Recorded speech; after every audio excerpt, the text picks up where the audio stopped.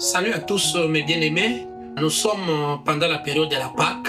Nous voudrions partager quelque chose avec vous ensemble concernant la Pâque, concernant la mort de Jésus-Christ.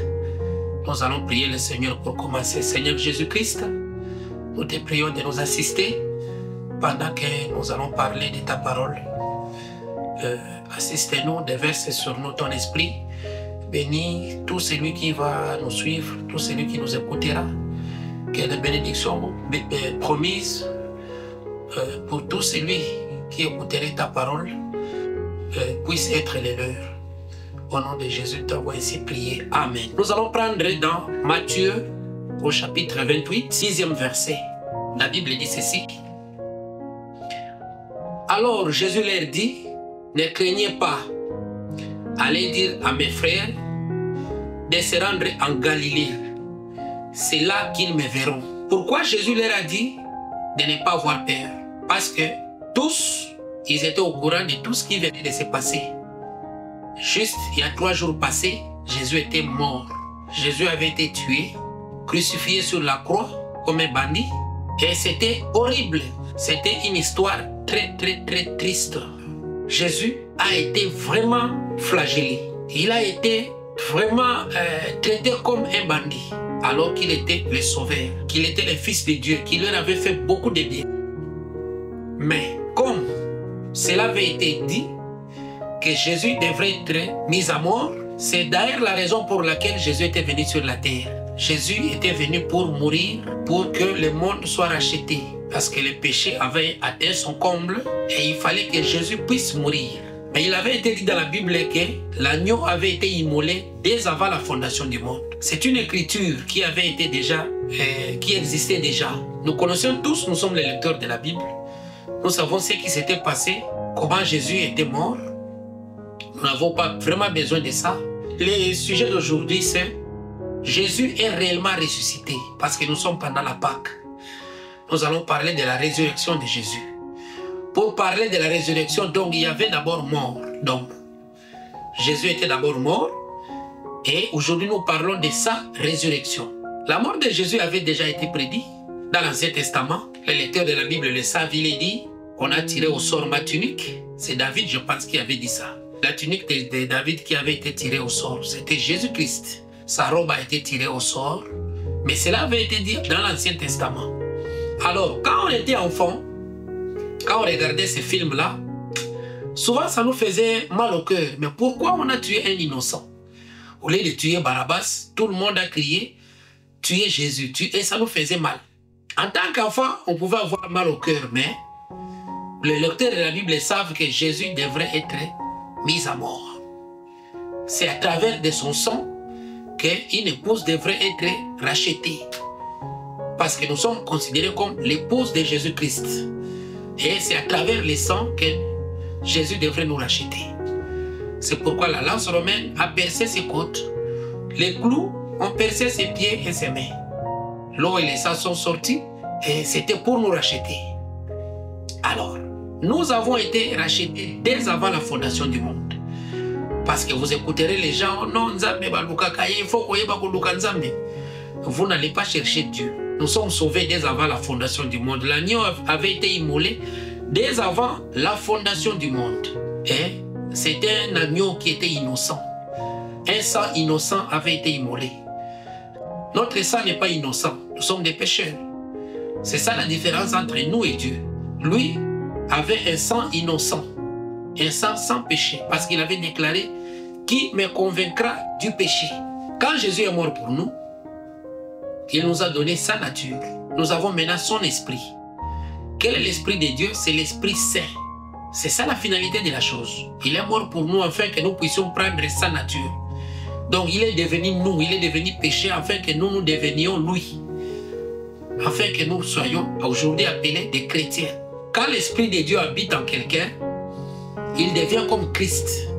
Il devient un paradoxe. Il devient un homme miraculeux. L'Esprit de Dieu en nous nous apporte l'amour. L'Esprit de Dieu en nous apporte la paix. Parce que Christ était un homme de paix. Christ était un homme d'amour. Christ était un homme puissant. Dans Matthieu Parce que c'est le dernier verset de Matthieu, Matthieu 28, qui parle vraiment de la mort de Jésus-Christ. Et si nous pouvons retourner un peu en arrière, lisons dans Matthieu 27 au verset 45. Depuis la 6e heure jusqu'à la 9e heure, il y eut des ténèbres sur la terre. Et vers la 9e heure, Jésus s'écria d'une voix forte, Eli, Eli, lama sabachthani. C'est-à-dire, mon Dieu, pourquoi m'as-tu abandonné? Quelques-uns de ceux qui étaient là l'ayant entendu dire, il appelle Élie. Et aussitôt l'un d'eux courut prendre une éponge qu'il remplit de vinaigre et l'ayant fixé à un roseau, il lui donna à boire. Mais les autres disaient, laisse, voyons si Élie viendra les sauver. C'était un moment crucial pour Jésus-Christ. Voici, le voile du temple se déchira en deux, depuis le haut jusqu'en bas. La terre trembla, les rochers se fendirent, les sépulcres s'ouvrirent, et plusieurs corps des saints qui étaient morts ressuscitèrent. Étant sortis des sépulcres, après la résurrection de Jésus, ils entrèrent dans la ville sainte et apparurent à un grand nombre de personnes. Les centeniers et ceux qui étaient avec lui pour garder Jésus, ayant vu le tremblement de terre et ceux qui venaient d'arriver, furent saisis d'une grande frayeur et dirent, assurément cet homme était fils de Dieu. Donc nous sommes en train de parler de la résurrection de Jésus. Jésus est bel et bien ressuscité. Donc, par là, nous avons d'abord lu comment il était mort. Quand on l'a tué, réellement Jésus était mort. Sur la croix, après avoir s'écrié, Jésus est mort. Et les gens ont sûrement regretté. Quand Jésus est mort, on l'a placé là. On a vu un corps qui était puissant, un corps qui a fait des miracles, un corps qui a nourri les gens. On a vu un corps couché dans la tombe. On a vu un corps froid. On a vu un corps pâle. Et tout le monde a commencé à regretter. Un corps qui saignait. Le sang sortait de son corps. Il avait la couronne d'épines. Et les gens pouvaient se demander, mais cet homme avait laissé beaucoup de promesses. Mais où sont toutes les promesses que Jésus a laissées? Où sont toutes les promesses que Jésus a laissées? Et les disciples étaient vraiment dans le regret. Donc le christianisme avait connu un temps sombre. Les leaders étaient décédés. Celui sur qui reposait tout l'espoir. L'espoir des disciples, celui qui était la fierté des disciples. De voir là son corps étendu, un corps pâle, le sang est sorti de son corps, l'eau est sortie de son corps, le corps était étalé et les rochers se fendirent. Nous venons de lire là. C'était vraiment horrible et ça semblait être une défaite pour le christianisme. Mais Jésus avait fait des promesses. Il avait dit, je suis capable de donner ce corps et de le récupérer. Il y a certains disciples qui marchaient sur les chemins d'Emmaüs et Babandi Kobeta Masolo, de tout ce qui s'est passé, ils étaient en train de regretter. Celui qui était leur leader est parti. Et pendant qu'il parlait, avec le cœur attristé, quelqu'un est sorti, je ne sais pas si de la brousse ou d'où, et il les a rejoints. Babandi Kobeta Masolo, et puis la personne a fait semblant comme s'il ne connaissait rien. Comme s'il ne connaissait rien. Ils ont marché.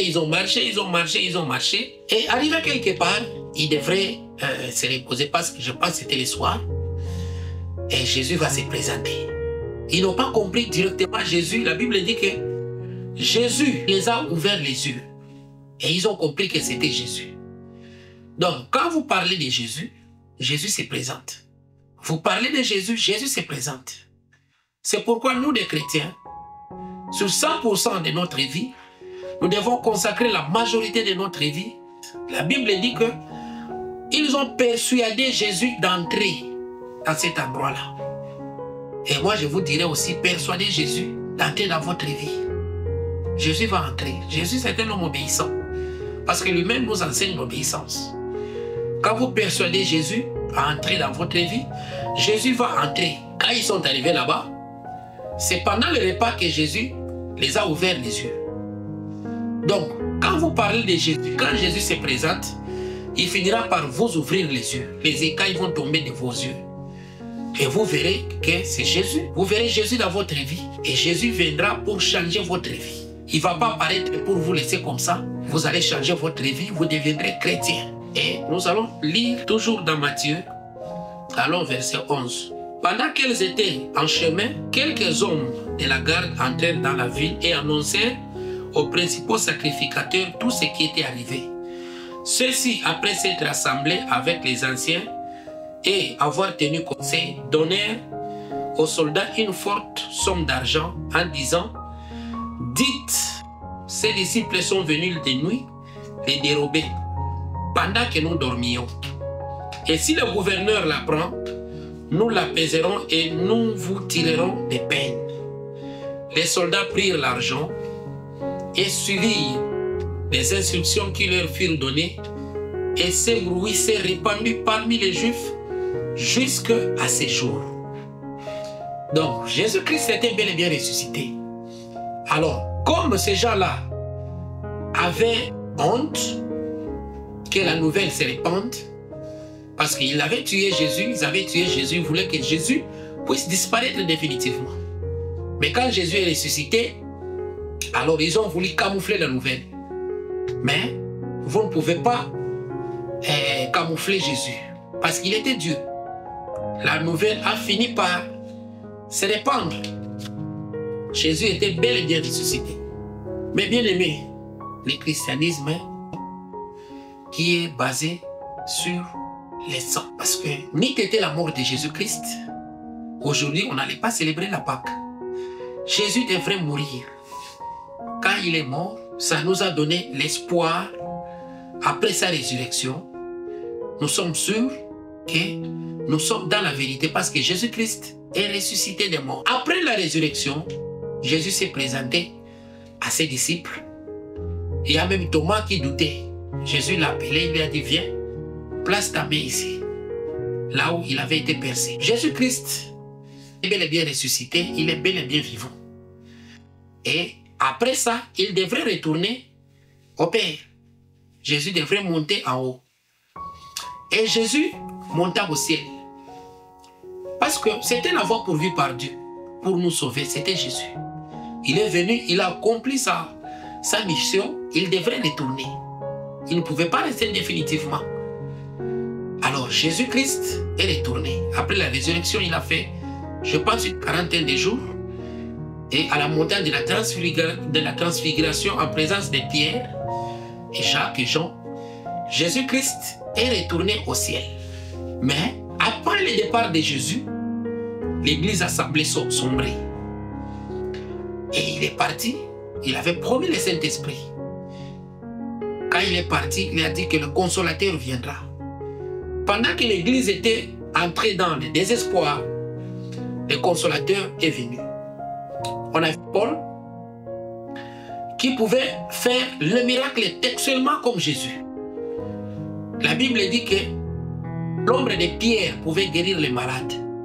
Les mouchoirs que Paul a priés, les mouchoirs qui ont touché Paul, quand on applique les mauvais esprits, les esprits impurs quittaient les gens. Pourquoi? Parce que Paul avait rencontré Jésus-Christ sur le chemin de Damas, sous la forme de la colonne de feu. Quand il est parti, il a changé de forme. Il est revenu sous la forme du Saint-Esprit. Et Jésus a donné la puissance. Parce qu'il avait dit à ses disciples: allez attendre à Jérusalem. Parce qu'ils avaient peur. Ils ne voyaient pas comment continuer. Les leaders étaient partis, ils n'étaient plus. Il fallait que la force vienne. Et c'est cette force est venue à travers le Saint-Esprit. Quand le Saint-Esprit est descendu, Jésus a continué son travail à travers les disciples. Mais avant ça, l'Église avait semblé disparaître. La peur était tombée, la peur était sur l'Église. Mais Jésus, comme il tient toujours sa parole, Jésus a fortifié les disciples à travers le Saint-Esprit. Et quand ils sont sortis de la chambre haute, les gens pensaient qu'ils étaient ivres. Non, ils n'étaient pas ivres. Le Saint-Esprit les a affermis et Dieu s'est encore manifesté. Dans Matthieu 28, au verset 18, pour clôturer, Jésus étant approché, leur parla ainsi: tout pouvoir m'a été donné dans les ciels et sur la terre. Tout pouvoir avait été donné au christianisme. Tout pouvoir a été donné. Pourquoi? Parce que Jésus a obéi à la mission qui lui avait été confiée. Donc le christianisme, nous sommes aujourd'hui appelés des chrétiens, le christianisme égale le pouvoir. Un chrétien, c'est un homme puissant. Donc vous ne pouvez pas parler du christianisme sans pouvoir parce que le pouvoir avait été donné à Jésus. C'est pourquoi Jésus dit, tout pouvoir lui a été donné. Au verset 19, il dit, allez faire de toutes les nations des disciples, les baptisant au nom du Père, Fils et du Saint-Esprit. Ça, c'est la mission, c'est la recommandation que Jésus a laissée à ses disciples. Et nous sommes aussi ses disciples. Jésus dit, allez prêcher l'évangile. Faites de toutes les nations mes disciples. Parce qu'il est vivant. Il a été ressuscité et il est vivant au siècle des siècles. Alors, nous ne pouvons que soutenir ceux qui répandent la bonne nouvelle de Jésus-Christ. Donc, je ne vois pas comment je peux être jaloux d'un frère qui est en train de prêcher l'évangile. Ce n'est pas un esprit chrétien, l'esprit de Christ. Christ nous recommande d'aller faire de toutes les nations ses disciples. Donc, celui qui a l'esprit de Christ soutiendra son frère. Quand vous voyez quelqu'un combattre un frère qui fait le travail de Christ, cet homme-là n'a pas l'esprit de Christ. Parce que l'esprit de Christ, c'est Christ lui-même nous recommande d'aller faire de toutes les nations ses disciples. Et au verset 20, il dit, et enseignez-leur à observer tout ce que je vous ai prescrit. Et voici, je suis avec vous tous les jours jusqu'à la fin du monde. Ça, c'est la parole que Jésus nous a laissée. C'est parmi ces dernières paroles. Il dit, et enseignez-leur à observer tout ce que je vous ai prescrit. Qu'est-ce que Christ nous a prescrit? Au-dessus de toute la plus grande écriture, c'est aimez-vous les uns les autres. Et Christ dit, c'est par là où le monde comprendra, le monde saura que vous êtes mes disciples. Et ici, Christ dit, et enseignez-leur à observer tout ce que je vous ai prescrit. Donc, moi je vous recommande l'amour. Parce que c'est le prophète Branham dit, le diable peut tout imiter sauf l'amour. Quand vous voyez quelqu'un qui n'a pas l'amour en lui, donc il n'est pas chrétien. Il peut connaître les écritures de la Genèse à l'Apocalypse. Il peut bien les expliquer. Il peut bien parler. Mais s'il n'a pas l'amour en lui, il n'a pas l'esprit de Christ. Parce que l'esprit de Christ vient donner l'amour. L'esprit de Christ en toi fera que tu vives comme Christ avait vécu. Christ nous a recommandé l'amour. D'ailleurs, il dit, c'est par là que le monde comprendra que vous êtes mes disciples. Donc, Christ était bel et bien ressuscité. Il s'est présenté sur le chemin d'Emmaüs devant ses disciples. Et les femmes qui étaient parties pour l'embaumer ont remarqué que le tombeau était vide. L'ange qui était derrière, à côté, avait roulé la pierre. Il leur a dit que ne cherchez pas celui qui est vivant parmi les morts. Donc Christ est bel et bien vivant et aujourd'hui, il est sous la forme du Saint-Esprit et il est dans le cœur des bien-aimés. Quand vous avez Christ en vous, vous vivrez exactement comme Christ avait vécu sur la terre. Christ est bel et bien vivant et soyez des hommes bons, soyez des hommes corrects, soyons des hommes pleins d'amour parce que c'est Christ qui nous a recommandé l'amour. Soyez bénis au nom de Jésus-Christ et bonne fête de Pâques.